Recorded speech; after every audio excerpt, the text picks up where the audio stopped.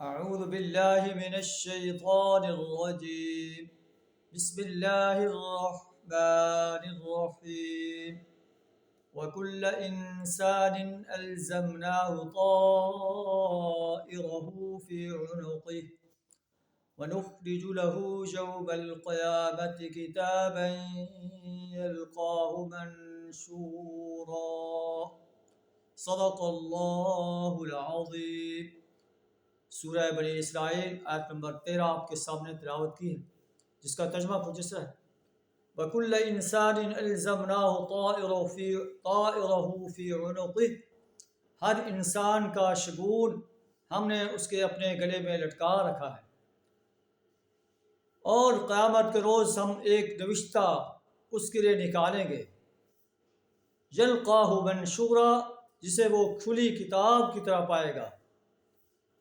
اقرا کتابک، پڑھ اپنا اعمال نامہ. کفا بنفسک اليوم علیک حسیبا، آج اپنا حساب لگانے کے لیے تو خود ہی کافی ہے. من اہتدی فانما یہتدی لنفسہ، جو شخص راہ راست اختیار کرے اس کی راست روی اس کے اپنے ہی لیے مفید ہے. ومن ضل فانما یضل علیہا، اور جو گمراہ ہو اس کی گمراہی کا وبال اسی پر ہوگا. ولا تزر وازرۃ وزر اخرى، اور کوئی بوجھ اٹھانے والا کسی دوسرے کا بوجھ نہیں اٹھائے گا.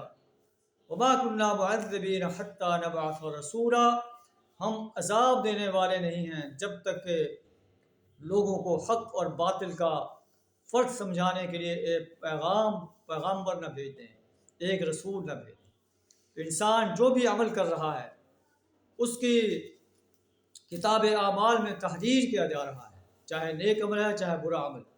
دائیں کندھے والے فرشتے نیک اعمال کو تحریر کر رہے ہیں، اور بائیں کندھے والے فرشتے برے اعمال کو تحریر کر رہے ہیں.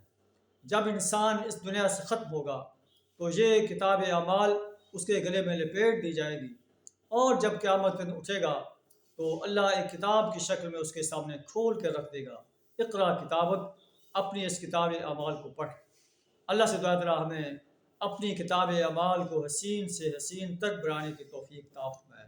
وآخر دعوانا الحمد للہ رب العالمین.